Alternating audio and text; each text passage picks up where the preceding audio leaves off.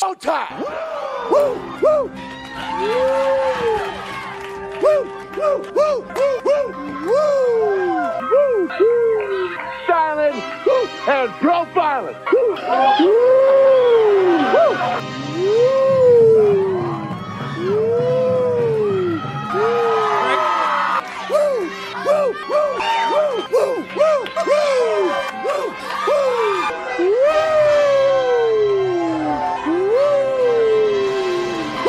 It's live and in color. Woo! Welcome to the Mafia Sports Report on the Buffalo FAMbase Network. I'm your host, Tommy, to the highest degree, to the TOP from the 313. And joining me is my main man, my toucan Sam, the one they call the Apex Man, Mr. Mikey. What's up, brother? I love the intro. Showtime, live and in color. I'm not a big Ric Flair fan by any means, but got to respect the legend. And hey, I enjoy that part of it. Yeah, it is good. Live. Thank God we're not in black and white still, right? Right. Yo, what's going on, Scott? How you doing, buddy? My man, Scott. I haven't seen you in a minute, right? I don't know if I've seen Scott in a minute. What's going on, brother? How you been, man? Guys, man. Hey, Josh Allen, Patrick Mahomes teaming up, going against Brady and Rodgers, huh? So the young guns versus the old guns. Mikey, what you think, man? Is Allen's golf game strong? I mean, I don't know too much about golfing, so it wasn't real strong at the pro-am. I mean, he did it all right. He wasn't dropping 25-foot putts like Rodgers was last year in the challenge or the match or whatever they want to call that. But I like that he's been invited. You know what that tells me, Tommy? We have a superstar quarterback, and it's been recognized nationally. Oh, no doubt about it. Like, I'm waiting for Allen to get some more commercial. Allen is entertaining, man. Like he's a good guy for the camera. And he's just, I don't know what it is. He has a lot of local stuff. I know he has local commercials, but he hasn't done anything Baker Mayfield or Patrick Mahomes yet or Rodgers. I'm waiting. I'm waiting. He got a lot of publicity this offseason. He did the Radio Row for the Super Bowl. Mm-hmm. He was on so many interviews for that, him and Diggs. And then, he went and did the Pro-Am. And now he went and did the Masters.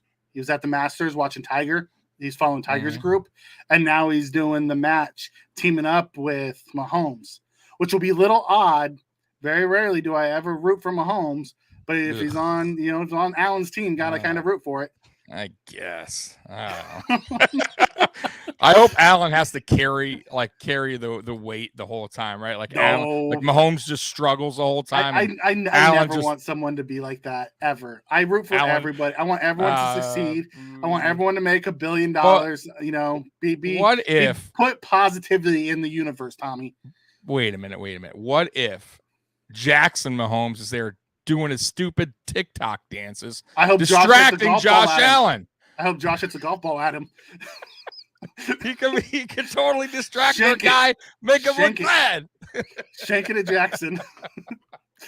Oh my God.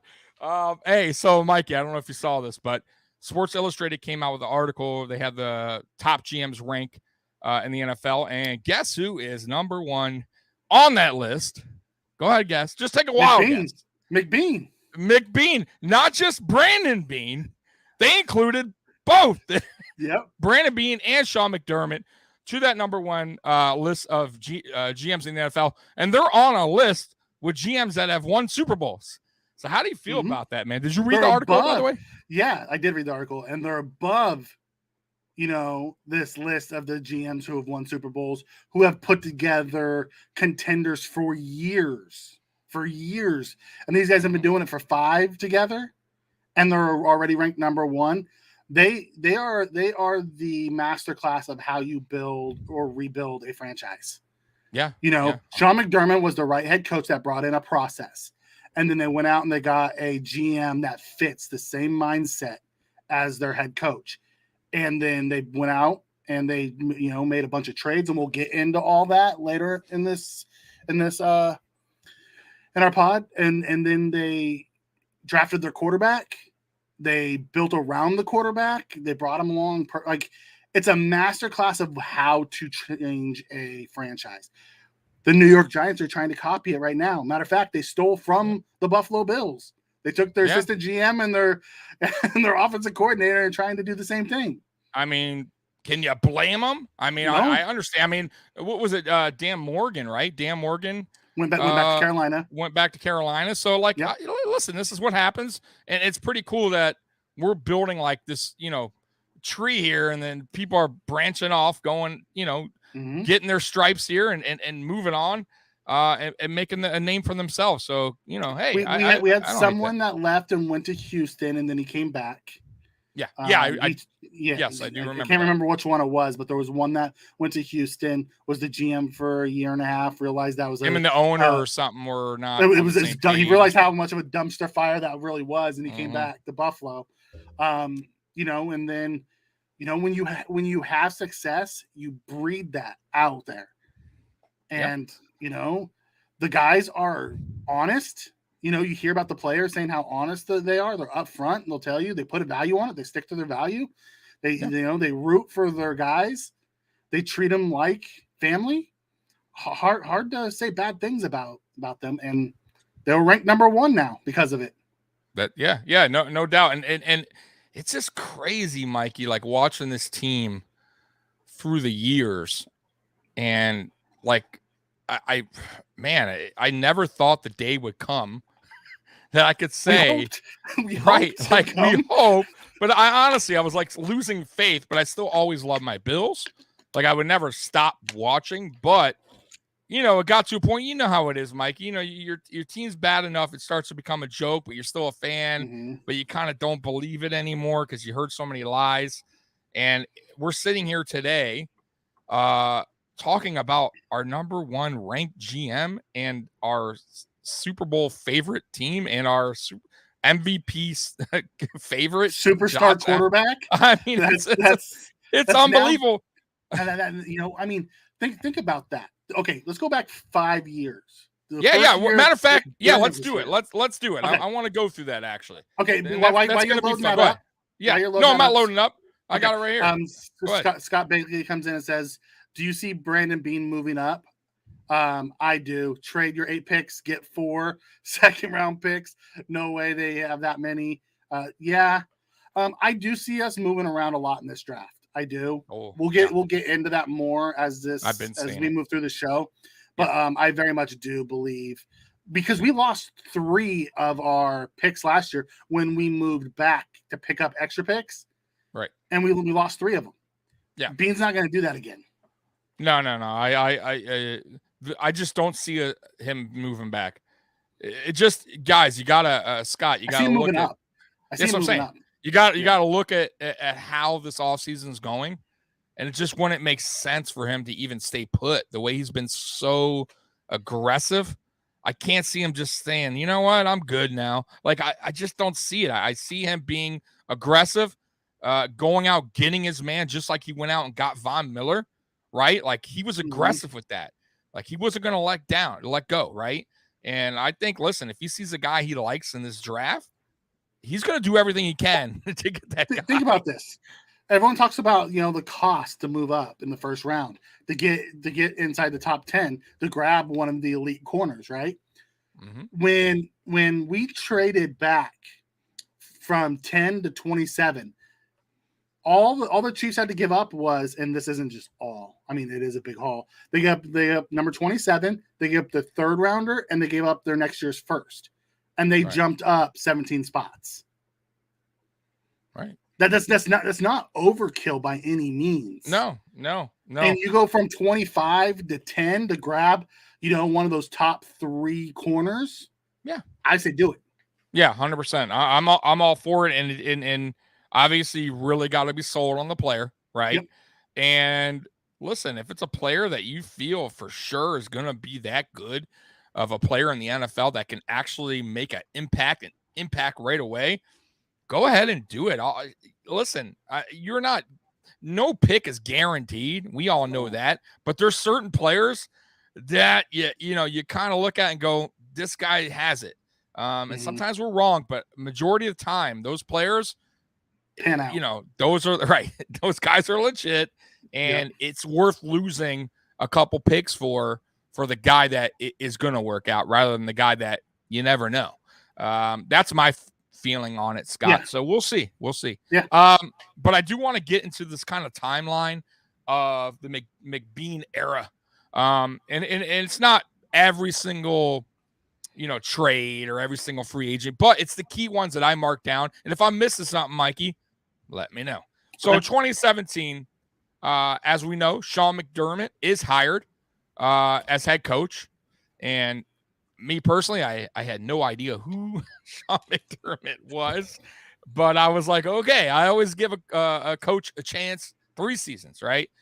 That same year, in May of 2017, Brandon Beane is hired. So what was your thoughts initially on that whole weird? Because I did feel it was a little odd at the time. Like, why after the draft? Directly after the draft? Who made the draft picks? Was it Whaley? Was it McDermott? Like, that was a weird. I gotta be honest with you, Mikey. At first, I was like, and I think a lot of people were like, that's really odd. So what was your feelings on that? It's not odd. As a matter of fact, it's kind of a given right now. Matter of fact, I believe they even put in a rule this year saying that you can't take those GMs before the draft. So like moving forward, I think there's even a new rule in there that can't happen anymore. There's like a cutoff of where you can start taking people's staff. You have to wait until after the draft to do it. But it doesn't surprise me by any means. McDermott came in. Whaley and his team had already built had gone through the whole year of scouting, built the board. It made zero sense to get rid of them and then bring someone in with 2 months to prep. That doesn't make sense at all. Right. So they sat there, Whaley, it was either Whaley or somebody else. One of the two went on and talked about it on one of the shows. And they said, Sean McDermott had final say in that draft. Yeah. That's they listened to the scouts, the position coaches, they listened to everybody, and Sean McDermott made the call. Like, Terry Pegula really loved Patrick Mahomes that year. And he was really like, I like him. I think he's going to be a superstar. And McDermott just told him, like, we're not ready to draft a quarterback yet. We need to build the foundation first. And I truly, honestly believe if Mahomes would have come here in 2017, there's no way he would have been the Mahomes he is today. Yeah, no. He wouldn't have had the coaching. He wouldn't have the support, the infrastructure, any of that. Yeah. No, so, I agree. I mean, sometimes, man, going into, not everyone's built to go to a bad team right away, right? And I think Patrick Mahomes kind of landed in a perfect situation for him at that time. He was a backup for Alex Smith. Like, you know what I mean? Like, I don't think if we would have came in at 27, I don't know if he fit this team. So well, especially that year. That was year one of McDermott. Like he took Tyrod and them to the playoffs. So it's not like he would have had Shady and he would have, but he sat for a year behind Alex Smith and learned. That was the best thing for him. Right. Exactly. And while they built a team in the process of building like parking a bunch of Lamborghinis, like getting all these weapons for him, Josh didn't come in with that. So no. But anyways, let's get back to it. So 2017 offseason, Sammy Watkins traded to the Rams. That's Beane's first move, McBeane's first move, getting rid of that contract. And also Marcel Darius traded to the Jaguars. So what did you feel when that happened? Were Ronald you happy Darby. with that? We're right same time. Ronald Darby was traded to the Eagles. Yep. So how'd you feel about those trades? Were you I was like, what the hell is this guy doing? No, I was like, what the hell is this guy doing? He's coming in here and blowing this thing up. Right. Yeah. I was a little, I didn't mind the Darius because I thought he was way overpaid and he was starting to not earn. But the Sammy, I was a little, but I was like, Sammy had back-to-back 1,000-yard years for us. We gave up all that draft capital and move up to get him. I wasn't real happy about it. Like when you were they moved thinking him, Josh needs help, right? We haven't even had Josh yet in 2017. Oh no, I'm sorry, 2017. Yeah, we were thinking Tyrod needs. It's like Tyrod needs help. Why are we getting rid of all these weapons? And then we traded Ronald Darby, who was the second round sensation from the year before. Yes. I wasn't happy like most Bills Mafia, I would imagine. Like he was getting rid of the big name young assets. Yep. But he was collecting assets. Correct. Like I didn't see the big picture. Like he had a big picture in mind. It was still very early in that, we hear a lot of that stuff when new coaches are hired, when they come in and they give you the spiel, trust the process. We're going to do this. We're going to do that. I've heard it. We have a plan. We want good guys here. Yeah. We want football players here. We want character guys. The cliche, right? We've heard that. Right. So it's still very early. We were only months into the off of the presser from McDermott, and then they brought in this guy Brandon Beane, who was his partner, and then he started gutting the roster. We're like, whoa, right? Yeah. But I also understood, seeing other sport teams like and I'm talking about just basketball, baseball, whatever. That was needed. And it sucks as sometimes as fans because you're like, you may like a certain player and they cut him or release or trade him, but really it's helping your team in the long run. And I think that's what their vision was. Hey, some fans aren't going to like this, but it needs to be done, and we got to start this thing over, right? And do it right because the old way wasn't working, and that's what happened. So now moving on, 2017, as you say, they traded to Kansas City and got Trey White, which was their very first pick of that draft. I think 27th, if I'm not mistaken. Wow, did that work out? Hell of a player from LSU. So, and then the biggest thing in 2017, we ended the drought. Mikey. The 17 seasons of misery was ended on a team that wasn't even supposed to get into the playoffs. We weren't supposed to get there. It just happened to be a little bit of luck and a little bit of good coaching. So what'd you think about that 2017 team? I love the 2017 team. They played hard. Everyone assumed we were tanking because we had just gutted the team with all of those guys. We ran it back with Tyrod. You have to remember, late in that season, he benched Tyrod and went to the Peterman experiment, and that blew up in his face. But I think that should have, resonated with Bills fans because he instantly owned the mistake and put Tyrod right back in and said, you know what, that didn't work. Yeah, that like most coaches don't own it like that though. No, they don't. I was so he owned it. He owned it. Like he did. That was his first. That was a mistake. Was the practice and preseason MVP. He got into a game and that guy just struggled. Yeah. Don't forget about like trick shots. Right, you could throw like a football off a roof to through a basketball. Like, but he just once live bullets started going, he just couldn't do it. Right, no, he so couldn't. I give McDermott credit for the fact that he tried it and then quickly reversed course and said, nope, that didn't work. Right, he owned it. He did own it.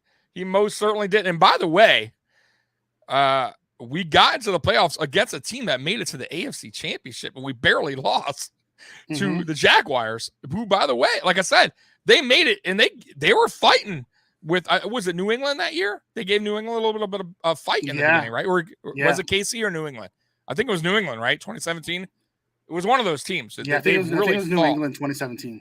Okay, and boy, they it was close. Their defense was no joke. Their offense stunk. Well, if you think about it. Solid.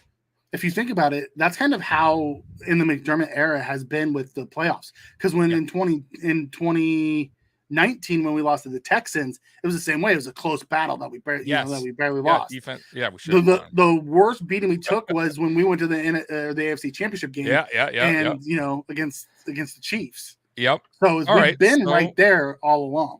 Well, let's move on, Mikey. So that's the end of the season there. We lose to the Jaguars. By the way, Peterman came in and I knew it was over.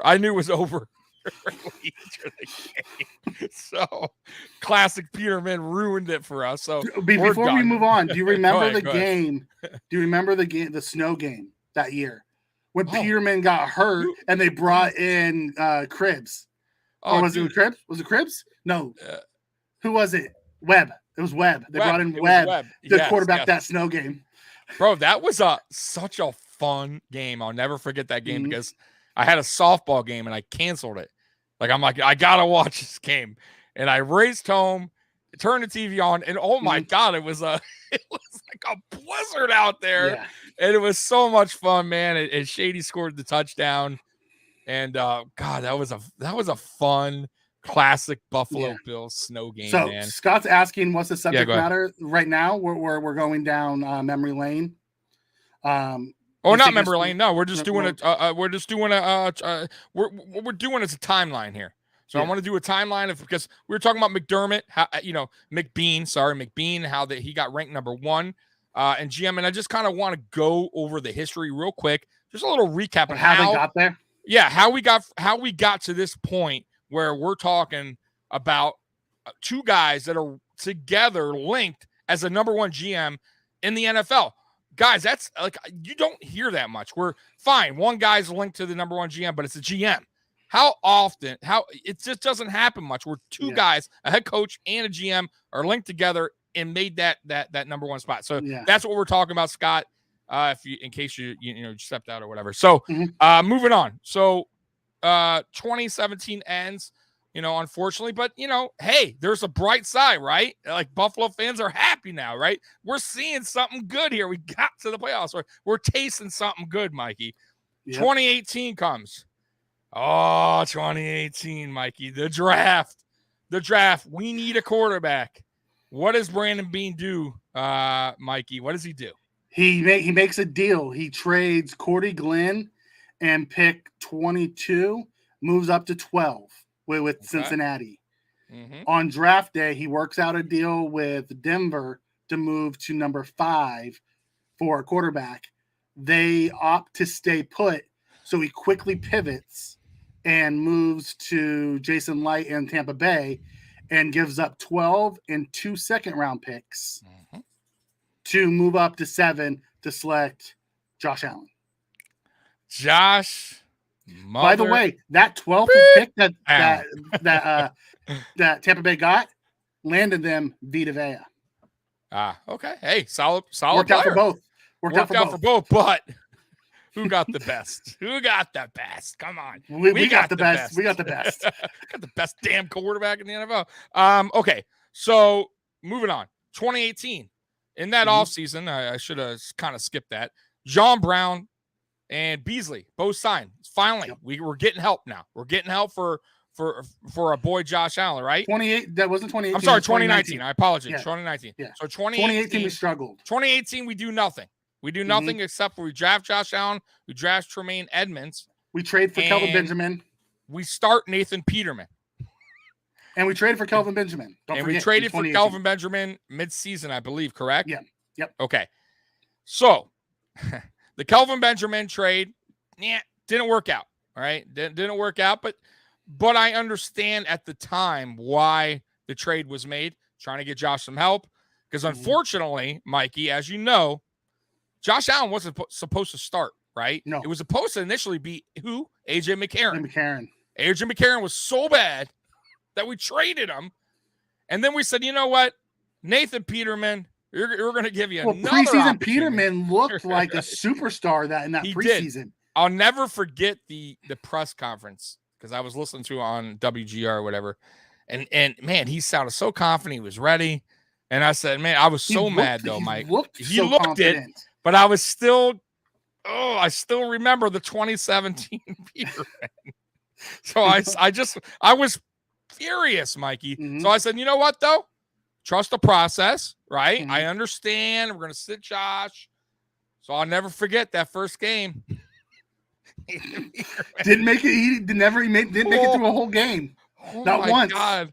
It was bro. I'll never forget. I went halftime to get a pizza up the street, and bro, I was screaming F-bombs like the whole way there, listening to the halftime radio. Go take him out. Bro, I was so mad, dude. I don't. You know what's funny? Like, I don't hate Peterman though. Like I hate Trent Edwards. Like Peterman just was bad. But there's he's a nice guy. Like, he's like an EJ Manuel. Like I don't have hate. It wasn't for a lack. It wasn't for a lack of effort on Peterman's part.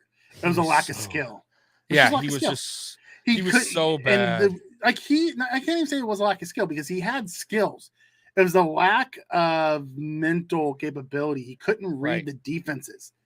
You throw 10 picks in one full game and two half games. You throw 5 in each. I'm sorry, you can't read a defense. Yeah, no, that's it. And it's crazy because, like you said, preseason Peterman looked okay. He looked like he could win some games. I mean, you know what I mean? He made beautiful throws after beautiful throws into tight spots. He looked like he was going to be the starter and like, okay, we can sit Josh for this year, let him learn, work on his mechanics. Because Josh was a project coming out. Everyone knew that. Right. Like no one expected Josh to be the Josh Allen of today. No, and I was okay with that. Like, listen, I understood we had no receivers at the time. Like 2018 was, listen, guys, 2018, there was no help on offense. Zero, zip, zilch, right? There was nothing. I think we had Shady still, right? Because we got rid of Shady in 2019, if I'm not mistaken, correct? We did have Shady that year, 2018, because we cut Shady in 2019. Yes. Yeah, so we had Shady, but that was it.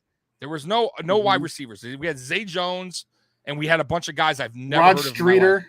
Yeah, Streeter. Benjamin, who didn't want to put any effort in. There was another guy that ended up being like, the main dude. Like Robert Foster came on and ended up being Foster like that guy. Yeah, imagine he was our best receiver.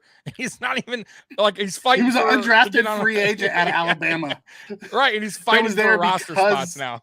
He was there because he knew Brian Dable and he knew the system. That's it, and he had speed. He had pretty good speed. But I tell you, that we did get a player, Mikey, that year towards the end of the season, Isaiah McKenzie, who's still on this team today, our longest tenure wide receiver. Tenure he's the second. Now that Jerry Hughes is gone, he's the second longest tenured player. Him and Ferguson.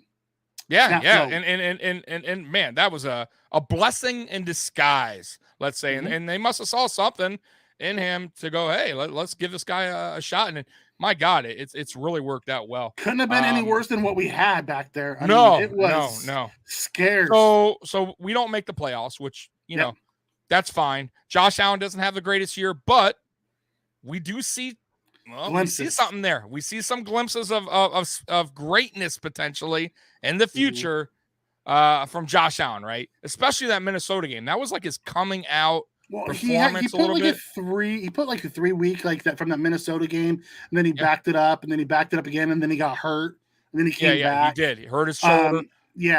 Or his elbow or whatever it was. He got hurt, but you saw the flashes of the mobility that he possesses. You saw the arm. You saw the arm talent, right? It was all about just molding it into settling down. Yep. Reading his reads correctly, right? Not getting flustered out of the pocket too early. Like this is all stuff that unfortunately Josh Allen went to a small time school. Let's be honest, right? He didn't have the greatest coaches there.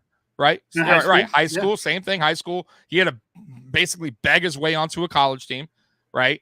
Who, like I said, didn't have the greatest talent around him either. Didn't have probably the greatest coaching staff. Let's be real.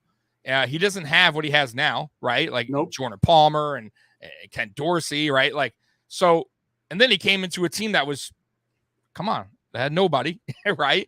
Kind of learning on the job. So. It was expected, and that's why it was like so disappointing for a lot of people to like bash the kid. When come on, man. I mean, look at the team. But anyway, sorry, moving on. So we missed the playoffs, which we all kind of knew that was going to happen. That was no big deal for me. I actually went to Josh Allen's game against the Lions, by the way, in Buffalo. So I got to see him as a rookie. Yeah, so Robert Foster called a touchdown in that game. I was just like, gotta win this game. I'm coming from Detroit. And hey, we won. It was a crappy game, but we won. All right, moving on. So 2019, this is what I meant to say. John Brown, Cole Beasley, our first big time kind of signings as far as receivers, help for Josh Allen. That was a big deal. I remember just thinking, God, finally we got, and I remember trying to get John Brown the year before, correct? We were trying to pick up John Brown the year before, and it didn't work out or something like that. So So what's your thoughts on the John Brown, Cole Beasley signing? Well, loved the Brown and Beasley signing. We needed weapons outside. I was more impressed with Beane's ability to reshuffle the offensive line that year, because he realized he did him no favors in 2018 with the offensive line that he had. So he put a lot of assets into the O-line and fixing it. We brought in Feliciano because we brought in OG Bobby Johnson that offseason. Yep. Brought in Feliciano was his guy. That was the best Feliciano we saw was in 2019. It was 100%. Brought in Mitch Morris. We had Dion at left tackle. Mitch Morris, I forgot about Mitch Morris. Thank you, Mikey. That was actually a very good pickup for Josh. Yeah, especially for Josh's development. Because that he came off and he got a the Kansas City Chiefs that just won the Super Bowl, and we took his center. So that was awesome what we did with the O-line. We brought in just threw so many assets at it. Scott, 2019 was a fun year. It was when I realized the process wasn't a joke. I used to say F the process. He did. He said it a lot, actually. I remember being on hashtag and him being in the comments and us going back and forth. I remember seeing it. I remember seeing it last year.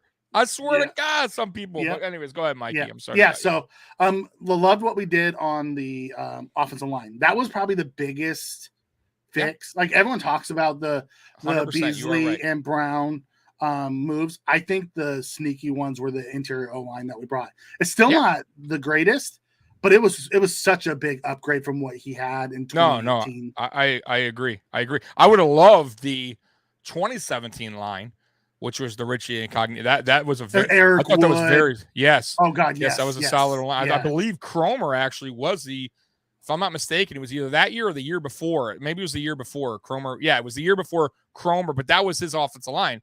Yeah. Cromer was on the Rex Ryan team the year before, but that was the same line that Cromer kind of put together. Yeah. Just a heads up on that. And we were a really excellent running team at that time. We had guys that were not, given Cromer's the one that moved Dion from guard to right tackle and then ultimately into left tackle when Cordy Glenn got hurt. That's right. Dion was drafted as a guard. Yep. So moving on. So John Brown, Cole Beasley, Mitch Morris, like I said, those were kind of our key free agents that year. Mm-hmm. I'm sure I'm missing a few, but I'm just going over the key stuff, guys. We do make the playoffs, right? So that's 2 out of 3 years now under McDermott and Beane that we make the playoffs. Unbelievable. Guys, let me remember. I want you to backtrack. We missed the playoffs 17 straight seasons. We've now made the playoffs 2 out of 3, right? So we get in the playoffs. We barely lose to the Texans in Houston. We should have beaten them, by the way. The Texans almost beat, I think it was the Chiefs the week after. They had like a 26-point lead or something. It was a four-score lead on them, and they melted it away. And they haven't been relevant since. Right. Have done nothing. And we fought them to the end. And that was when you kind of saw, like, Josh, like you got this. That was the Cody Ford illegal block. That wasn't an illegal block. That would have put us in field goal range to win it. Nuts. Yeah, that was ridiculous. By the way, that was a terrible call. But either way, Josh still kind of learning, right? Getting a little better, but he saw still, that's like the pitch. Right. A little bit of Josh still trying to learn his way. That's okay. Josh Allen? Yeah, sugar high Josh. Trying to do some backyard football play with over the back Dawson Knox. I'll tell you, if Dawson Knox was paying attention, though, if you look at that, he might have. Yes, I know. He might still be running. He might be. He just wasn't paying attention at all. So because I don't know if he thought his quarterback's gonna toss him behind his back. But anyways, I agree though. If he was paying attention, 2020 comes. Now here he goes. Here's where it gets fun. So. In 2019, if you guys remember, we did try to potentially trade for Stephon Diggs. Yep. Did not work out, but we did trade in the offseason. And Emmanuel Sanders. We tried both of them. Yeah, we correct. But Diggs is the key, right? Yep. Diggs was the big deal. So we lost the first round pick, but it didn't matter. Diggs was our first round pick. And boy, oh boy, how was that 2020 season, Mikey? Go ahead and tell us, how was that 2020 season? 2020 season, you saw Josh Allen become what he is. He spent the offseason, with his positional coach, Palmer. Yep, Paul. Yep. That's when they took the golf technology and mapped it to figure out what his throwing motion was, and they realized he was using all arm. He wasn't using his bottom half at all.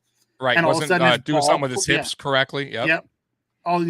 They said like it was something like 20-something% of his hips were into the throw, and it's why his base was always all out of whack, and the ball placement wasn't good. It was long or short, right? Yep. So they spent the offseason fixing that. He comes back, and we just see the Buffalo Bills offense explode. Not only does you he bring in Stephon Diggs, yep. You have John Brown, you have Cole Beasley, Dawson Knox starts to break out, and Josh Allen becomes this monster. Like you always saw the athletic ability. You always saw those flashes. It was now what you were seeing wasn't so much the flashes. You were still seeing the flashes of sugar high Josh. Right. Not elite Josh. Right. Now, you were getting more elite than sugar high. Yeah. Confident Josh. Yeah. Don't forget about confidence. Yep. Right. So the narrative was Josh Allen would never get his completion percentage above 60, right? Like that was the knock on him. Like if you're a bad completion percentage, you'll always be bad. This is one of the things. The knock is you can't fix accuracy in the NFL. Right. That's always been the thing, right? Well, guess what happened, Mikey? 65%, I believe, that year, correct? Was it 65% or 67? It was 67. It was high. Okay. 67% completion percentage. Pretty good from, I think he had 58 the year before. He was the runner-up MVP. Runner-up MVP. He actually got a couple of votes, I think. Yep. Got us to the AFC Championship. So now what is that now, Mikey? 3 out of 4 years? Yep. Okay, 3 out of 4. So we lose in the AFC Championship game. We weren't ready yet. Clearly we weren't. We thought we were, and that's okay. So 2021 comes. What happens 2021? We get a couple pieces. We go right back, go against Kansas City Chiefs, and we should have won that game, but we got back to the playoffs. So that's 4 out of 5 for these two guys. And then 2022 offseason, who do we sign, Mikey?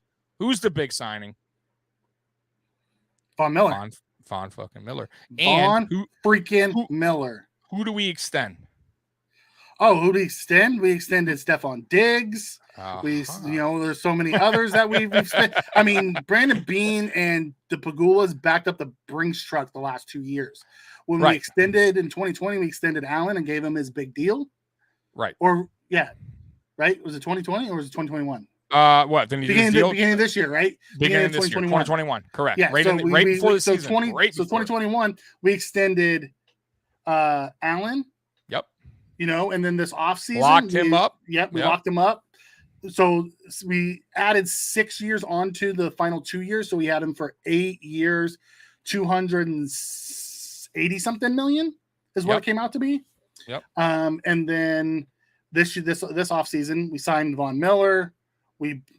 Roger Saffold, Tim Settle, Daquan Jones. We brought back a couple of our guys. We extended Mitch Morris. We extended Stephon Diggs. And the draft ain't even here yet, guys. And the draft ain't here yet. The only hole we're missing today is CB2. And really, the only reason why we're missing that at CB2 is because we don't know what's going to happen to Trey if he's going to be ready. Yeah, if Trey was going to be ready week 1, I would be okay rolling with Dane at CB2. Yeah. I'm 100% agree with you on that one. By the way, their record 49-32 regular season, not too shabby, guys. And considering 2018 was a punk year for them. Exactly. And 3-4 in the playoffs. And by the way, that 3-4 will get better. And that leads us to Mikey's top 10 of the week. Yeah, so the top 10 is I went through to look at the top 10, so I'm like, you know what? I thought it would go well with the show theme tonight. The top 10 trades that Brandon Beane and Sean McDermott has made on draft days. So they're draft trades. So we'll start with trade 1. We talked a little bit about this earlier. In 2017. So this is number 10? No. I'm just going to go in chronological. Okay. Got top 10 moves. Okay. I mean, it's not top 10. It's just like the 10 moves that they made. I got you. So in 2017, we traded out of the number 10 spot. We picked up the 27th overall pick that year, the 91st, which is a third, and Kansas City's 2018 first round pick, dropped back to 27, selected Trey White. We traded pick 91 to the Rams later on to move back up. And then the 2018 first round pick, we traded in the Tremaine Edmonds deal. Okay. So then trade 2 in 2017. So this is draft day. So trade 1 in 2017. Trade 2. Trade 2 was in 2017. In the second round, we traded pick number 44 to move up to 37 to take Zay Jones. Okay, hey, not all trades work, guys. Yep. Not all. Trade 3 in the 2017 draft. We traded 2017 third and 2 fifths to move up in the second round to take Deion Dawkins. Hey, the snowman. That worked out. Okay. That worked out well. I'm liking these. Yep. And then trade 4, that was all and I grouped this all together. That was the Tyrod Taylor trade for a third round pick. That was the Sammy Watkins trade for a second. Going through, we recapped this earlier, Tommy. So all those were the next big trade to build that capital for the 2018 draft. Correct. So in the 2018 draft, we trade from 22 to 12, and then we trade from 12 to 7. We gave up our 12th pick, our 2 second-round picks, and got back the 7th pick and the 7th-round pick. So we took Josh Allen and Austin Proehl. Okay. For that. Then in the 2018, the next trade was we moved up from pick 22 to pick 16.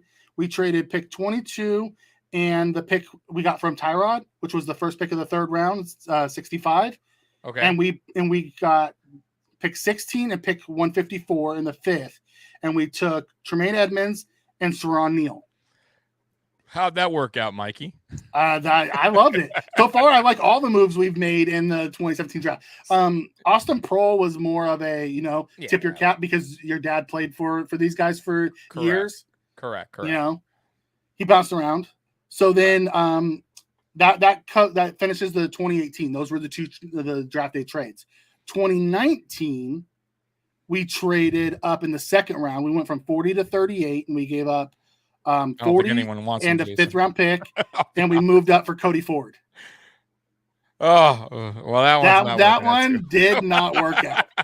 That did not work out. It's gonna happen. It's gonna happen. Listen, we know McDermott and Beane love the trait guys. We're not. Yeah. They always go for those traits. Cody Ford had a lot of them, and so far he hasn't grown. Doesn't mean that it's been a while. Cromer can't get. I understand that, and it may never work out. It may never work out. And listen, it happens. It happens a lot. He hit on Allen with traits. He hit on Edmund with traits. He hit on Knox with traits. Yeah. We Oliver. We can go down the list.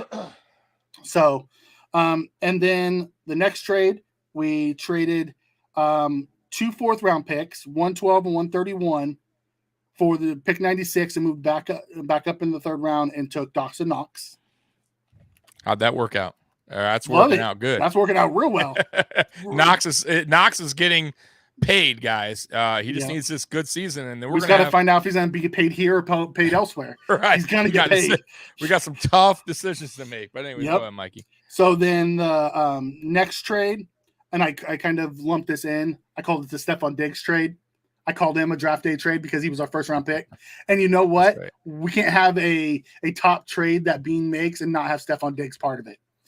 So we gave up pick 22, 155, which was a 5th round, 201, which was a 6th round, and a 2021 4th round, 134. We got back Stephon Diggs and a 7th round pick, 239, which ended up being Dane Jackson. I'm telling you, he's hitting at about 95% right now. You know. All right, go ahead. And then the last trade I have on my list is last year. He moved down for the first time ever. Right. He traded 5th round pick 174. And he picked up 2 6th round picks, 203 and 213. We took Marquez Stevenson and DeMar Hamlin. Okay. The verdict's still out on. Listen, I know a lot of people are still iffy on Marquez Stevenson. Mm-hmm. Me personally, listen, guys, he was hurt. He came in late. He got put in a tough situation like really quick. And I'm not going to judge him yet. Let's see what he does this coming up season, and then I'll judge him. As far as Hamlin goes, man, I think he has a bright future. I like that pick a lot. Mm-hmm. And he could be our those are two Panthers that were taken late by the Bills, 7th and 6th round, and we got Dane Jackson, DeMar Hamlin. You know, I mean, when I went through and did this exercise, Tommy, what it told me was Beane's hitting on a lot. Yes, he misses on some. Yeah. He does. He misses on some. Like he missed on the Ford deal, which sucks. Yep. You know, because it was a high. Like we don't know what Epinesa is going to turn into. We don't know what Basham's going to turn into. So we still have some question marks, but for the most part, he's hit on most of his guys. Right. And listen, we can't say quite yet on the 2021 draft picks yet. Greg Rousseau, Boogie Basham, Hamlin, Stevenson, Spencer Brown. But what we can say is, out of those guys that he drafted in 2021, what was it? 3 starters. So Spencer Brown started right away. Gregory Rousseau started. And I think there was somebody else that had a lot of playing time as well. I think Hamlin saw the field quite a bit as well. Hamlin was a key special teamer. So what I found out also in doing the research on the draft, and we'll get into this more later. I imagine we're going to do a draft recap. Yeah. Since McBean has shown up, so we'll take from 2017 to now, there is one player that is not in the NFL that we've drafted. Only one. Wow. And who's that? Voshon Joseph. Austin Proehl still kicking around on practice squad. It's so weird. That Voshon thing was a player. One. Yeah, that I think a lot of Bills Mafia, including myself, I'm not gonna lie. I thought he was gonna be good. You're not alone. I think a lot of Bills Mafia, including the coaching staff, had high hopes for Voshon Joseph. It just didn't work out. And listen, not every player has that motivation. I think it was really more about motivation for him because he had the traits. He did. I just don't know if he wanted to put it all together. And that's it. Listen, it happens sometimes. But Mikey, I was thinking the other day, because of this, Josh Allen and how he's favored to be the MVP next season or this coming up season. Like the hate that he got from a lot of national media and our very own Bills Mafia did not like the draft pick. Now, it's not saying all of you guys, but I will be honest with you. I really wish that I don't know how I could do it. And I probably can't. I know I can't, but I would love to see like a poll of like how many people were against the Josh Allen and for the draft. Let's talk to the fan base. Let's talk to our guys, the fan base. I bet you they could come up and find a way to do a poll to see at draft day on the draft day who was honest. Who was truly a Josh Allen supporter and who wasn't. Because I guarantee you, Mikey, there's a lot of tweets that have been erased. Oh, yes. All right. And thank you, Adam. I appreciate it. It's a lot of research that goes in. What you guys don't realize is Tommy and I talk throughout the week, and we research the crap out of this stuff as much as we can. Because last thing we want to do is give false narrative. Yeah. Exactly. And I make my shit. I said for a couple mistakes tonight. Mike is like, wait a minute. But just overthinking. Hey, it happens. I'm drinking beer. Scott was. Me and him were in the chats together back in those days, pre me becoming on screen. We used to go into chat rooms together and we talk all the time. Scott was a big Josh Allen supporter from the get-go. I just wasn't tweeting in 2018. I wasn't even on Twitter yet. Yeah. See, I was, but I never used it. I started tweeting heavily in 2019.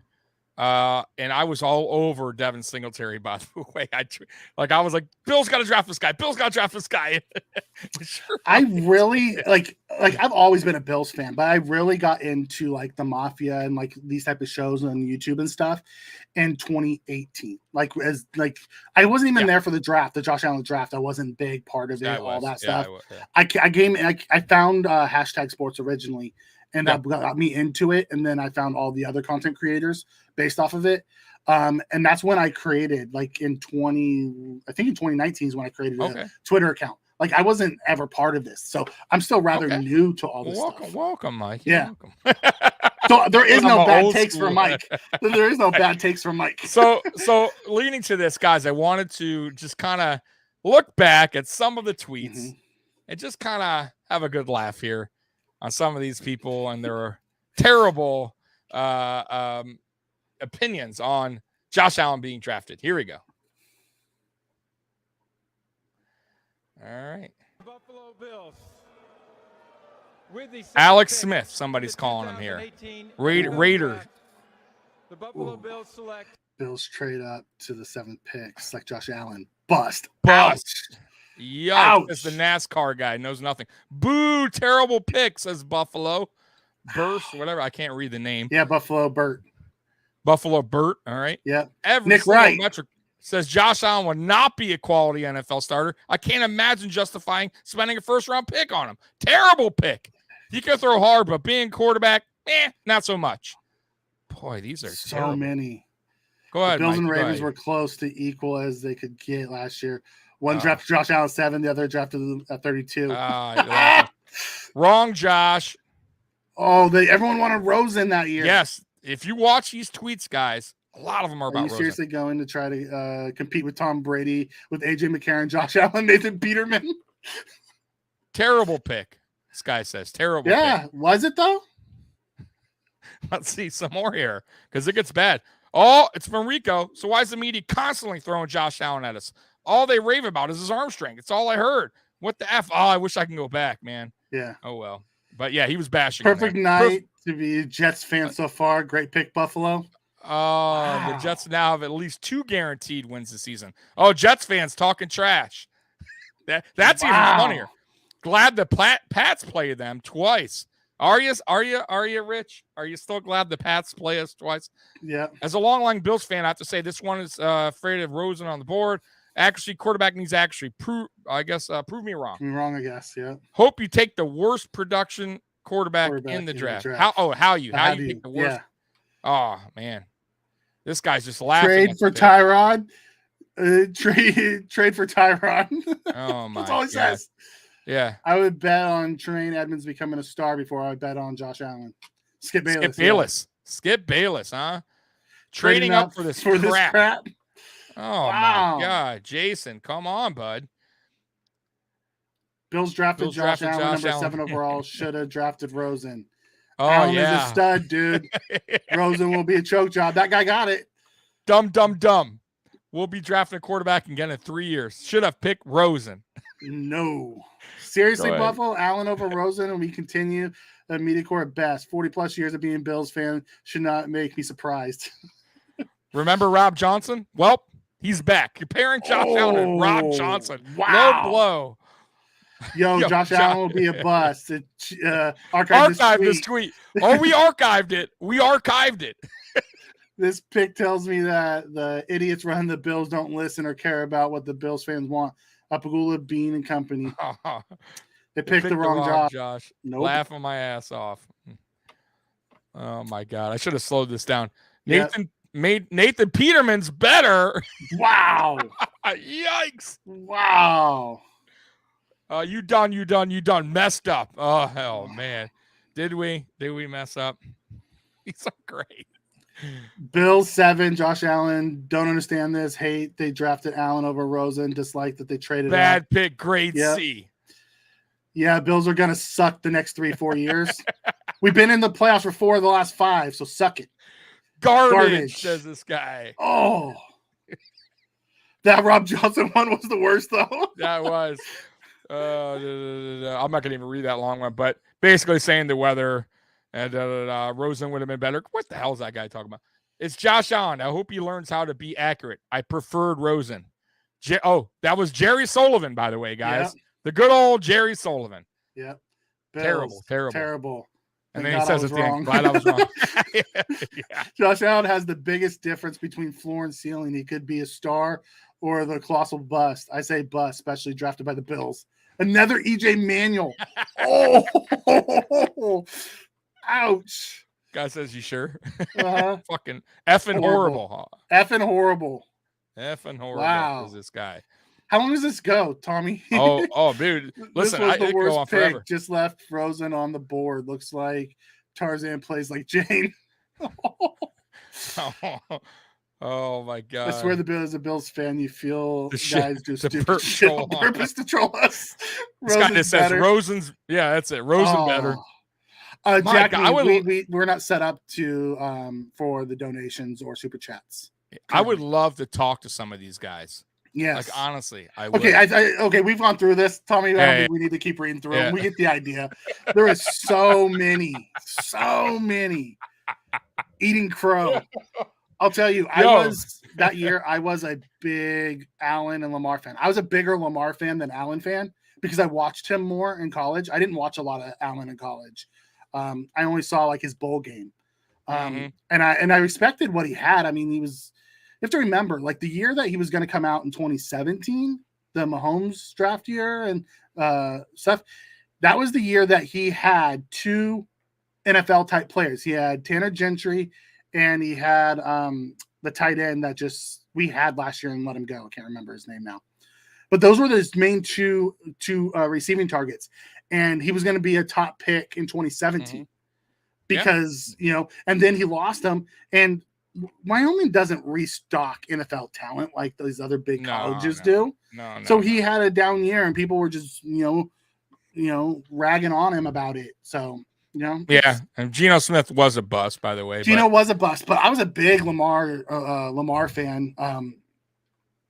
I knew he would need work throwing the ball, but he was such a dynamic athlete running the ball. I said at worst, he could be Mike Vick. At worst. Mikey, the draft is coming up. Yep. And I wanted to kind of go back real quick and do our weekly segment, Trip Down Memory Lane. And we're going to go over the second round draft picks going from 2000 all the way up to 2021. Yep. So let's get right into that. Okay, before you do that, Scott yeah. Blakely comes in and says, shows you the average fans' football IQ rates. Most don't know shit. Yeah, no, 100%. Like, hey, listen, we all have our opinions, by the way, on that. And listen, I've been wrong on guys too, and I've been right on guys. So this is just us. We're not paid to be GMs, and even the GMs that are paid aren't always right. They're not always right. Yeah. You know what I mean? Like I mean, Brandon Beane's what, 95% right? That's pretty awesome. That's why he's the best GM. Yeah, that's why he's ranked number one. But let's be honest. We can sit here all day long. I am blessed to have a platform to give my takes as a football fan. Yeah. What I mean? People will come in and listen and talk with us and interact. It's awesome. I love it. Yeah. I don't have any freaking clue what they're really going to do. I don't know what's going on behind closed doors. I can look at, the big picture and see what they're missing and try to make an educated guess on what I would do as the GM. But I don't know what their plan is with Jordan Poyer, with Tremaine Edmonds, Ed Oliver, all these guys. Like first round, I'm looking at today's roster thinking we need a CB. Let's go up and get one of those elite three. Right. But they can be like, I could take a CB in the third round because I only need him to start for 8 weeks and give him a Britt Taylor or maybe they see a guy. Yeah, maybe they see a guy that we don't, that they're really high on. Right. Like we don't know nothing. Same. Also, too, we're not sitting there with college players and interviewing them. That's what they do. Yeah. I don't know their where their heads at. That's right. Their mindset. They're football intelligent. Like just because you're athletic doesn't mean you'll do good when it's game day. We've seen a lot of great college players bust out in the NFL. Oh, dude, a ton. A ton. First picks and drafts have How been much do they love it? How much do they love football? That's what makes Beane. Really How hard are they willing to work to get better? Because you have to remember, a lot of these guys come from bad situations. They really do. And footballs, they're out. And now you're handing a young kid a multi-million-dollar contract with a lot of free time. Yep. All right, man. Hey, here we go. So, Trip anyways, down we're moving in. Yep. memory lane.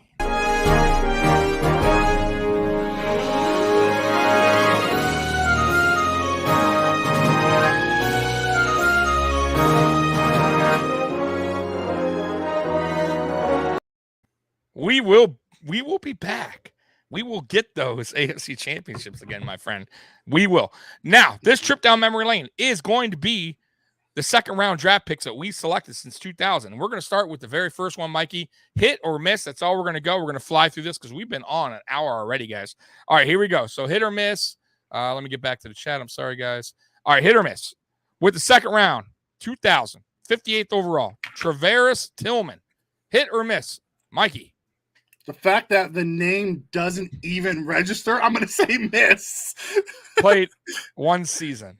Like the name, the name doesn't even register to me. Listen, guys, you guys are going. Listen, we have people complaining about draft picks like fourth round. Oh, Devin Singletary.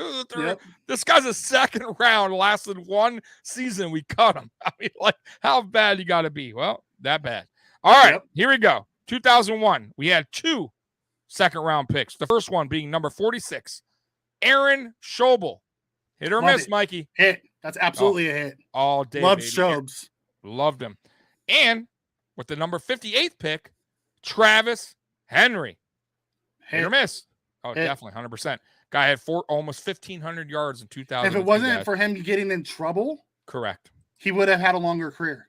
He was let me tell you guys, he was a hell of a running back. He ended speed, up going to power. He left us and went to Tennessee. And did great things at Tennessee, and then he got himself in trouble. Got a little trouble, and that happens. And he's actually, by the way, real quick, I won't stick on it long, but Marcus Sullivan told me he's out. He's doing well, by the way, guys. So if you guys want to know, Travis Henry is out, and he's actually turned his life around. All right, 2002, with the number 36 pick, second round. Of course, he's our second round. Josh Reid. We actually had two, by the way, in that year. Josh Reid, hit or miss? I would say hit. I loved Josh Reid. Yeah. He was a fantastic slot guy. Yeah, I agree. A little guy, but he had good hands. Great route running. And we had a hell of a receiving core. Yeah. If you guys don't remember, Eric Moulds, Peerless Price. I mean, like solid. Josh Reid was the number 3, and he was.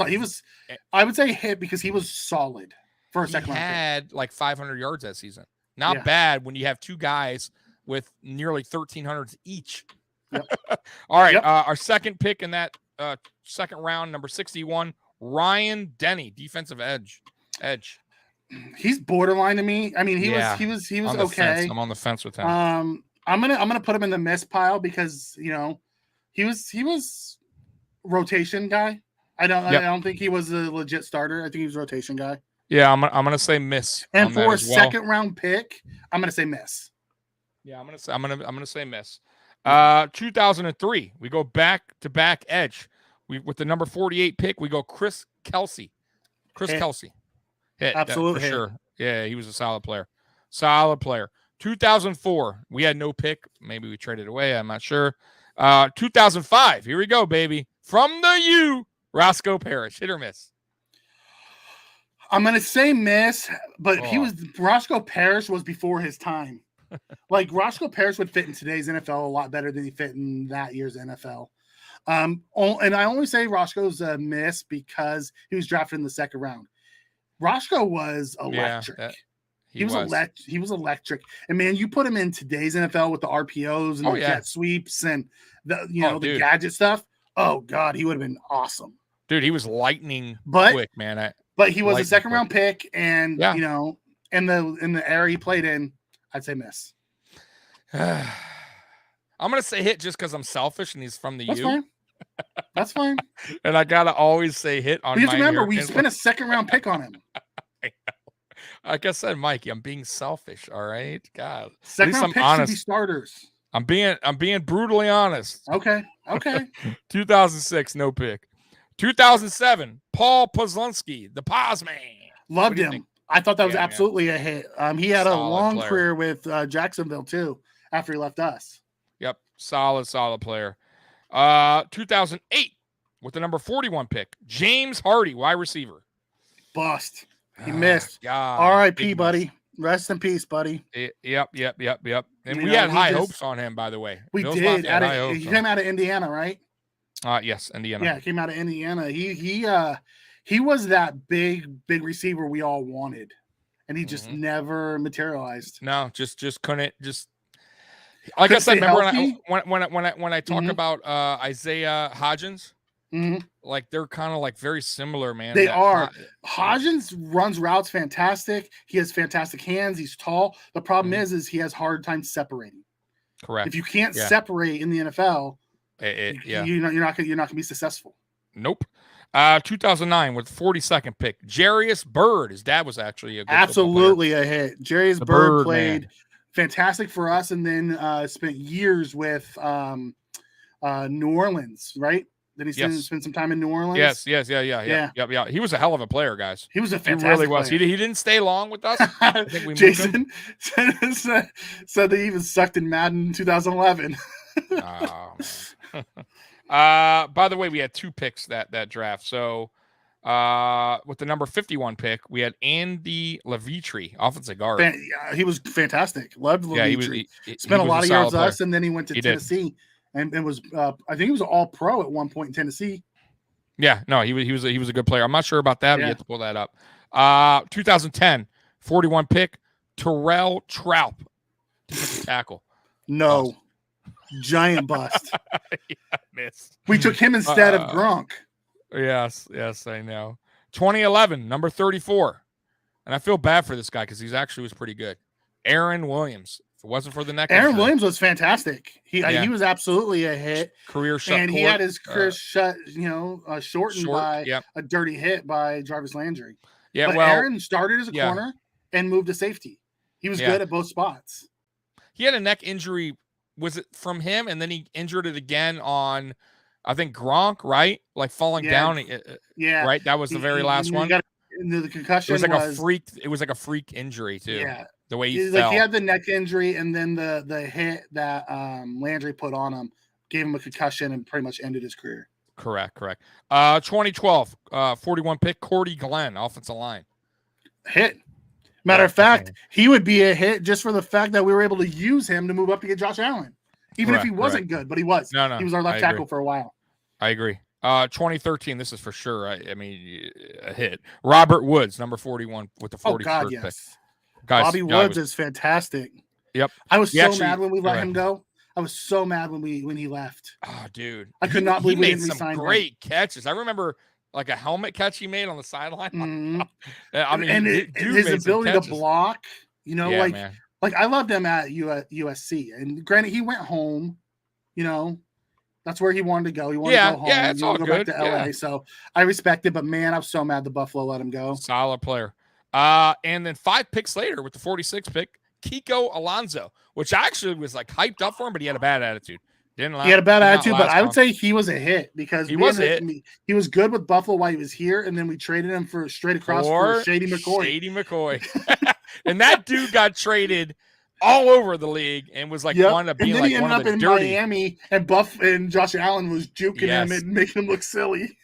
He was a dirty player, though. He was one of those. He would have been perfect, I think, Mikey, in like back in the day, the 90s, early 2000s, when they were letting Watt and when they were letting a little bit more go. Yeah, bro, he would have been like the ideal player.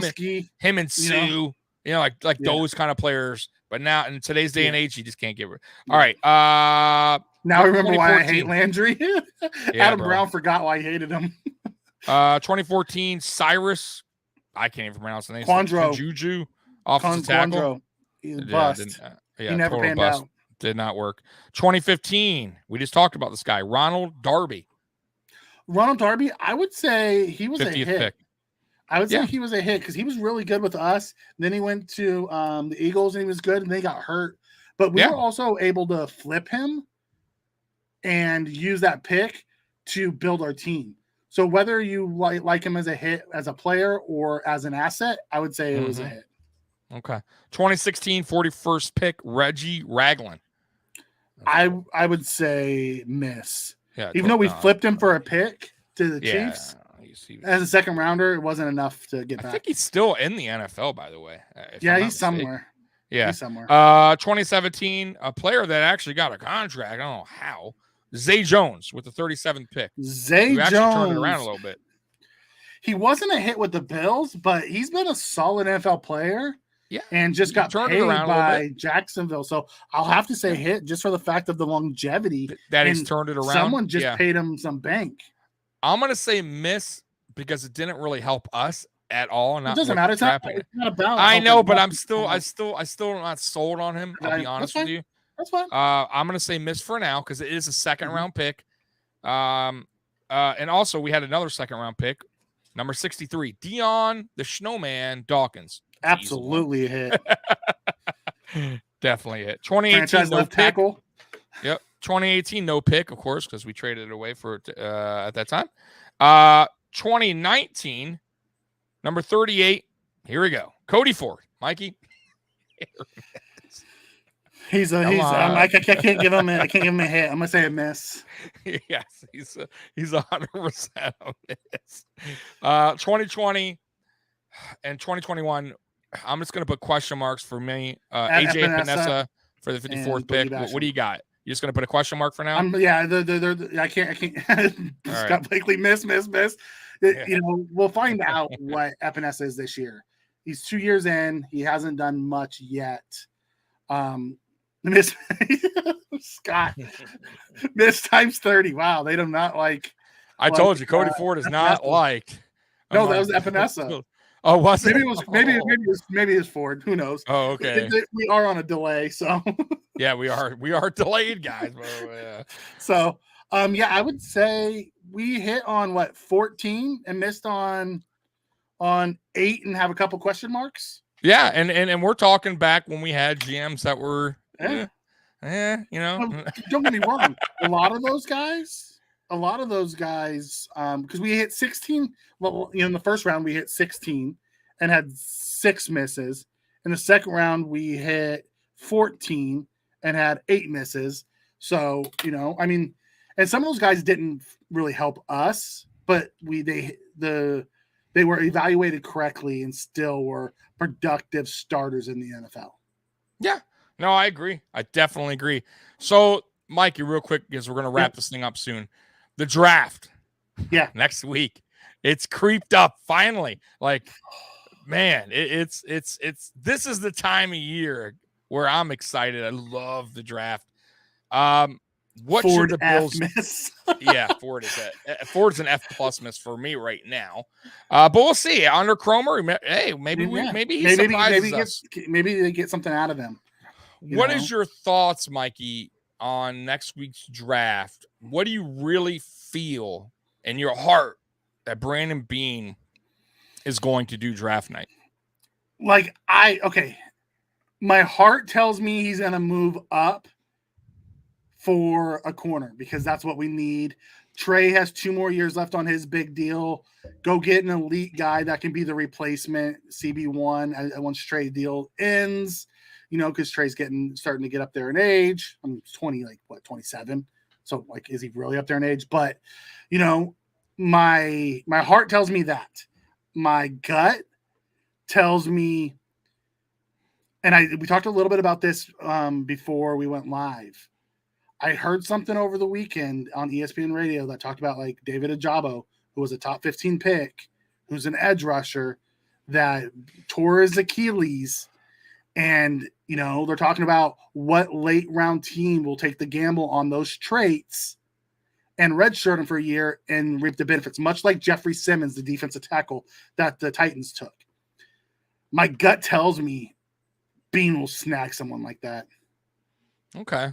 My heart tells me that Brandon Beane is not only going to trade up in the first round once, but he's going to do it twice. Wow. Like he did in 2018. Wow. And we're going to have limited picks in this draft because of that, and limited picks in the following draft. Because what are we taking moving up? What are we taking? I have a feeling, I think we're going to take a corner with the very first pick. If he's going to trade up for anybody, I think it's going to be a Giants kind of team.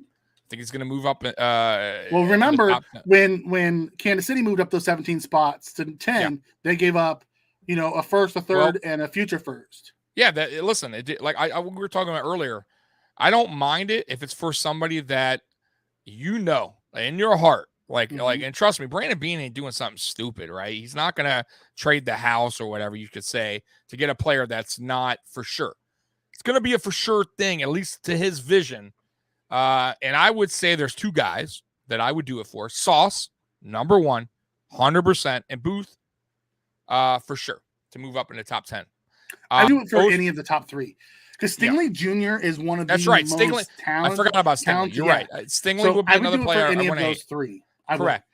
Then my heart says he jumps back in the late first round, and he does grab a wide receiver. And I believe it's going to be one of the wide receivers. I forget his name, from Alabama, the guy that is going to drop a little bit on the board because of the injury. And that's the thing. I don't think he's going to be there because there's. Well, it depends where he trades up. I don't think he'll be top. I can see him slipping past 15. I think they're saying he may go top 10. He may be the first wide receiver taken off the now board. that I wouldn't see. Now that's fine. If somebody does that, good for kudos to them. But I wouldn't be comfortable doing that. If he drops later in the first round, I think I'm a little bit better with that. Are you talking about late teens, early 20s? Late, yeah, mid, late teens, maybe early 20s, somewhere around there. If you see him slipping, even not though, let's say he's picked up, Mikey. I still think they trade up to get a player like an offensive lineman that maybe slipped a little bit past what they thought he was going to be. Because listen, the draft is funky, Mikey. It only takes one team to draft a player that wasn't supposed to be in a certain spot, and then you got everything all rearranged. The problem is we don't have the Raiders. We don't have the Raiders drafting in the first round this year. They traded it. So they're still dumb teams. The Jets are a dumb team, by the way. The Jets, I don't trust. Jason comes in and says, I love Adams getting saucy. Yes, we're getting a little saucy right now. But Jason comes in and says, trade Moss, Ford, and AJ Epinesa. I'll tell you, I've heard a lot of people report that Brandon Beane's willing to move some veterans. Yeah, I can see us moving any of those 3 guys. Yeah. Epinesa, I could see. I don't think Moss and Ford have that much value to help us move. I don't either. I really don't. AJ Epinesa, I believe, still has value. I believe Epinesa still has value. I agree. But what pick? I couldn't tell you. I could tell you though, there's some high hitters, right? Like let's say now we're talking Tremaine Edmonds, right? Hypothetically. We're talking Jordan Poyer. Now we're talking. I personally want to trade Jordan Poyer, but neither would I. Brandon Beane, he has some thinking to do because Tremaine Edmonds is going to want some money. Poyer's going to want some money. Ed Oliver's going to want some money. Ed Oliver's, there's a lot of guys. Dawson Knox's contract going to come up soon. So there's just guys that he's going to have to.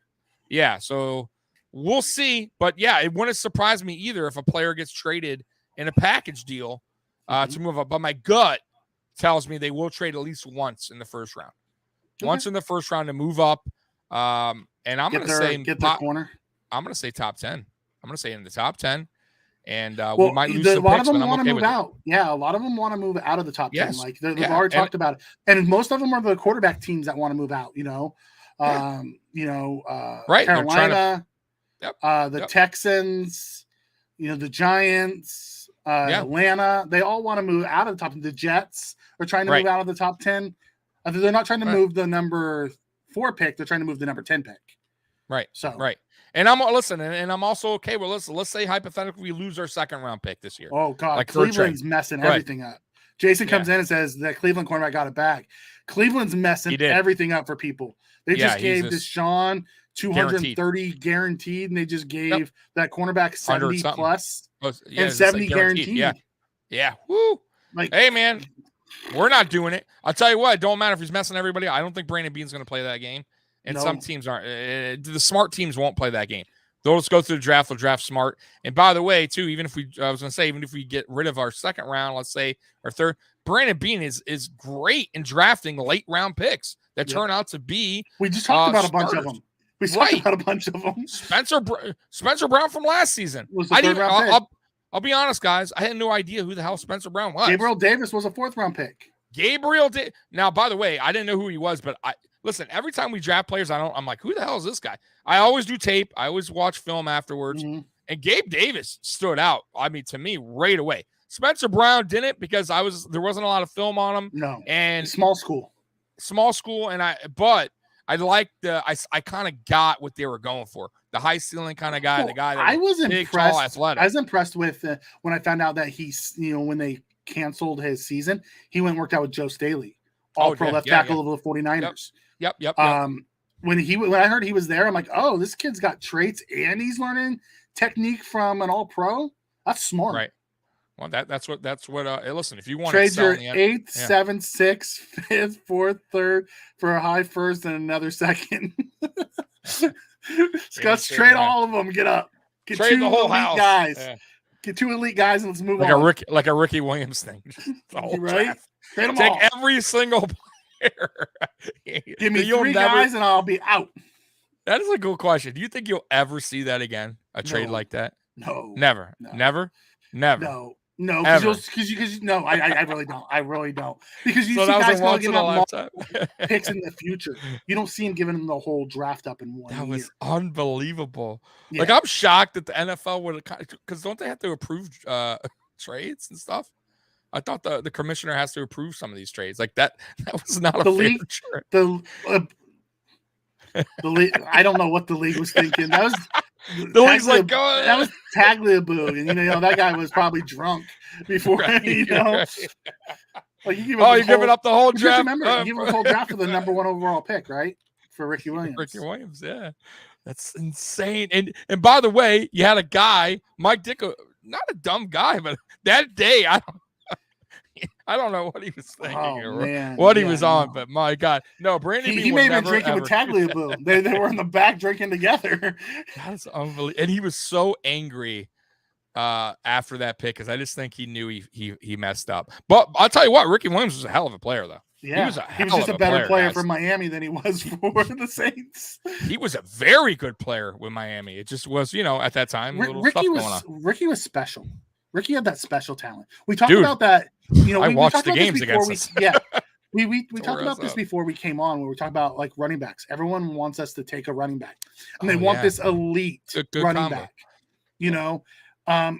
But they don't come out every year. Like I don't see an elite RB in this year's draft. I really don't. Some people like Bryce Hall. Breece Hall. Yeah, Breece Hall. Some people really like him. I don't see that eliteness out of him. I really don't. I'm not sold on him. Like I saw that out of Jonathan Taylor. I saw that out of Derrick Henry coming out. We saw that out of Christian McCaffrey coming out. We saw that out of Alvin Kamara when he came in the league. So you've seen some of that type of stuff. Reggie Bush when he came into the league. Like there's elite guys that are willing. Saquon Barkley when he came in. They have these elite traits that you're willing to pay high one. I have not seen an elite trait guy in a few years. The closest has been Najee Harris last year was the closest elite trait guy I've seen. Yeah, no doubt. I agree. Like Breece Hall, I know everyone's like, wow, his speed is so electric. But have you seen Jason? I take Spillover Hall, and I would take Walker the third over both of them. But Mikey, have you seen Breece Hall's yards after contact? They're like 120 ranked or something. They're terrible. Like he gets touched, he's going down, guys. Right? So do you want a guy that's touched and goes down right away? I'll pass on that. Like I'm good because we already had that. We had Breida, who was speed, and what did that serve us? Nothing. Like, and we had the power, which is Moss, and what did that serve us? 2.7 a carry, not good. Like I feel like Devin Singletary. Yes, he's not electric speed. I get that, but I think he's well-rounded. I think he's well-rounded, and I think Singletary won over a lot of Bills Mafia last year. The problem is Singletary's in the last year of his deal, and that's why people are banging the drum for a. But you don't need to do it this year. You don't. No, we don't have to do it this year. You know who I would really like us to take? Right. In the 5th round, I'd really like us to take Ty Chandler out of North Carolina. The kid is good. He brings a lot of the things that we were looking for. 5th round, to be that late round steal. Yeah. You're betting on traits at that time. Yeah, at that round, who cares? Like I'm good with that. But anything before that, third, second, no way, man. I'm not pulling the trigger. You don't know what's going to be out there next year's draft on running backs. There could be a lot of good ones coming out, and you don't want to spend a pick on a guy. Saquon Barkley's in his final year in New York, and there's there's ways to get back. And who's to say that Devin Singletary doesn't thrive under this new offense? Right. Doesn't thrive under this new offense with Cromer and Dorsey running the show now, right? Mm-hmm. Total difference between Bobby Johnson, who did a terrible job here, and Dable, who didn't know really what to do with the run game. So who's to say that Devin Singletary doesn't ball out this year, let's just say, and comes back on a team-friendly deal, and maybe we draft a running back to a decent one rather than Moss next year or even this year.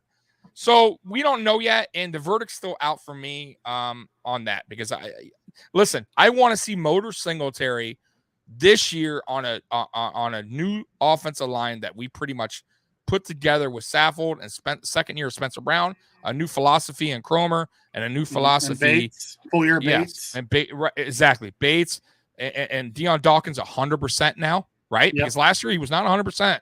And like I said, even McDermott, by the way, came out and said, we want to limit the runs for Josh Allen. And that's a smart thing to do. You cannot overwork You got to prolong his career. We can't just keep using him as a battering ram. Correct. And I feel that is their philosophy. Unleash him and in the big games, playoffs, fine. That's fine. I'm good with that. Protect your quarterback. Exactly. Like, he should never be our leading rusher for this season. I like what Scott's saying here. He's like, we're not drafting a running back. Singletary's perfect for the high octane offense. And then he says draft O-line, cornerback, and punter, and he's good. Yeah.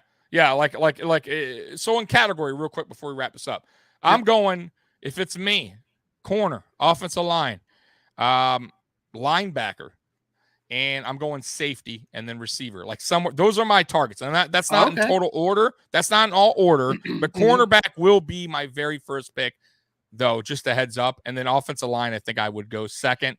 Possible receiver, that depends on who is there. If it's a guy that you just can't pass up on, then fine, I would take the receiver and offensive line third. But that's where I'm going. It's all about how the draft on the board. It's about who's dropping.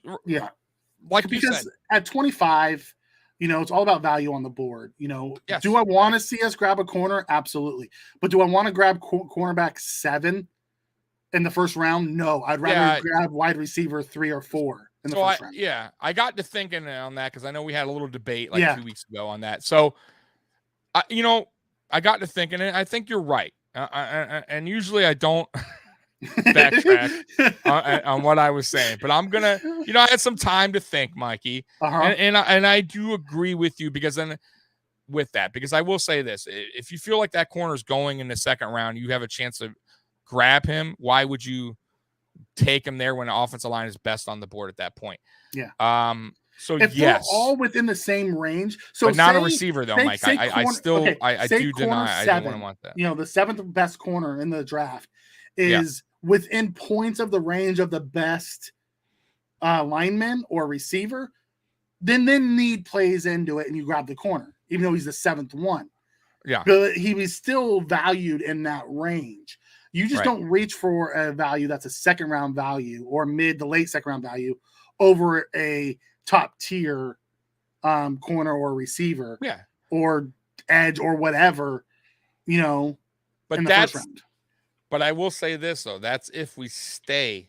Yeah. I don't think we're staying. That's why I don't think it's going to be like best player available mentality, because I will say this, Mikey, if they're trading up, they're trading up because they want a player, and it has nothing to do with best on the board. It's, we want this guy, right? Yeah. And that is a need at that time. And corner, to me, in my eyes, Mikey, right now as we speak, is our number one position that we need to fill because of Trey White's injury. I know.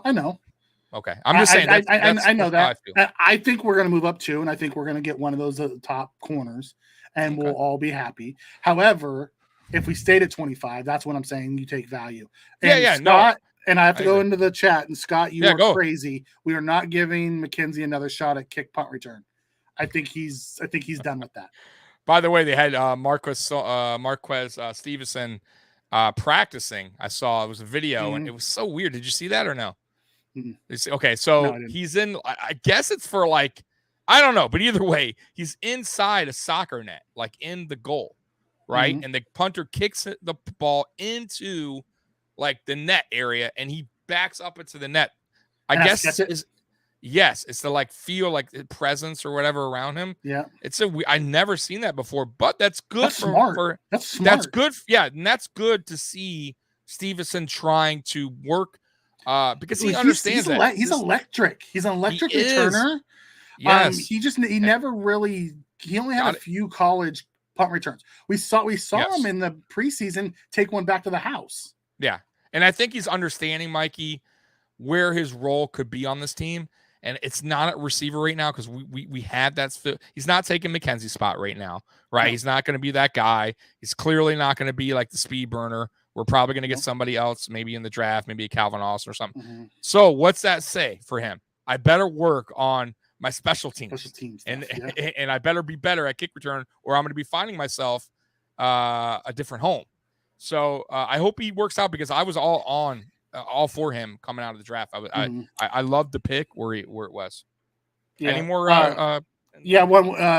Dallas is in the chat saying, I think we trade up for a corner. What do you think we give up? Depends on where we go. If we go inside the top 10, we're probably going to give up our first round this year, plus probably like a third round pick. If we go into the teens, I see us losing like our first and third this year. If we go high teens, if we go late teens, early 20s, I could see us losing a couple late round picks plus our first. It really depends on how high we go up and, on the overall value chart. So guys, I just want to say real quick, and we'll go through some of your chat because maybe you guys are still coming through. We're on a delay, but next week, me and Mikey on draft, we're going to try to do a mock draft. I'm not going to promise it right now because we're going to work. We're going to see how we could do this the right way, where it's good for all of us. We want to be able to make sure that you guys can see it at the end of the day. Correct. We make sure that we can zoom it in enough to where you guys can see as we do this mock draft. Right, because then it's pointless if we're just like, but I think we can do this. I do believe that's going to happen. So next week, we more than likely we'll figure that out. We'll do a mock draft. We're going to probably do 3 of them. We're going to do a scenario where we trade up. We're going to do a scenario where we trade back. We're going to do a scenario where we stay put. So that should be interesting on draft week. And also, we will let you know on Twitter, Mikey, as you can see right below Mikey, right? I put Mikey's Twitter handle right there, right? Yep. Apex006. And he will tweet out and I will tweet out. So look for us. We will let you guys know what we're doing Thursday, draft day. If where we'll be, it's either going to be my channel. It might be hashtag. We'll let you guys know when that time comes. Figure out what FAMbase is doing. We'll talk with the guys here. Figure out what they're doing. So we'll be somewhere on draft night. Exactly. Now the following week, guys, though, we're going to have a special recap, and I want you guys to join us because that will be a really fun show. AFC East Shakedown. It's going to be Trevor and Juan, which they cover the New England Patriots. It's going to be Captain D and Curtis that cover the Dolphins. It's going to be me and Mikey that covers Bills Mafia. I'm also going to have Jarek on from Jant Sports and might even have some other special guests. So it's going to be a full room, and we're going to have a whole recap of pretty much the AFC East draft, and that'll be really fun to hear everyone's opinions on who they got, how excited they are, and then we can go back and look at that video and kind of see if we were right or wrong. We're going to put receipts out there and into the universe to know if we were that guy. I remember Trevor and Juan, including myself, last year, Mikey, we were bashing the Mac Jones pick, right? And they're Patriot guys. And listen, I'm not saying Mac Jones like, oh my God, but he had a decent year. I'm not going to lie. I thought he fit well in that system, and they were wrong. So if they went back on the tape, and even me, I was just bashing him. He actually played. He did better than what I thought. How about that? So, but yeah, it'll be fun, guys. I want you guys to join us. And that's the week after the draft on Saturday. I'll let you guys know the time. Other than that, Mike, you have anything to say? Anybody in the chat? No, Scott, the background is different because we're on a different platform. We're with StreamYard on Buffalo FAMbase. Yes, I do want to talk about them. Yeah, thank you. So Scott, because I know you haven't been here a minute. So me and Mikey have joined up with Buffalo FAMbase Network, which is the official Bills Mafia Twitter page. It's just something that we, was an opportunity that me and Mikey had to take.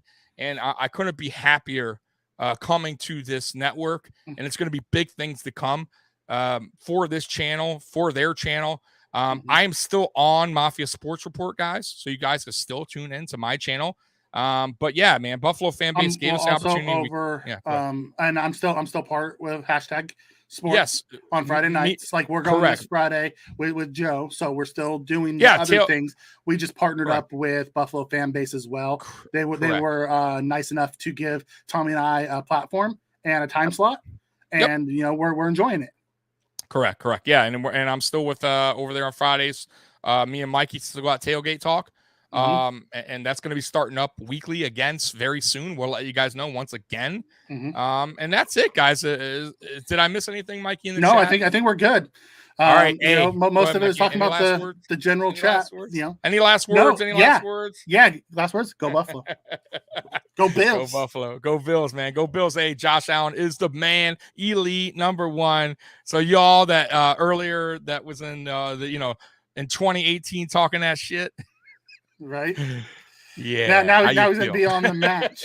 Now he's gonna be on you guys are now on record as being one of those who owe Josh Allen an apology. Yeah. Anyways, play me my outro. Peace. Oh yeah, that's right, guys. Hey, I won't forget the outro this time. I'm gonna play it. I apologize. I was kicking myself last week for missing the outro. And let's go. Let's play that outro, man. If I could find it. Here we go. See you later. Go Bills. Peace. And look at him go! He could go all the way! Touchdown! Touchdown! Touchdown! The Bills make me wanna shout. Kick your heels up and shout. Throw your hands up and shout. Throw your head back and shout. Come on now, the Bills are making it happen now. Stand up now, come on and shout. Yeah, yeah, yeah, yeah. Hey, hey, hey, hey, hey.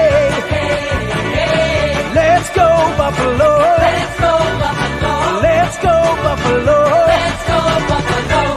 Go. The Bills make me wanna shout. Peace.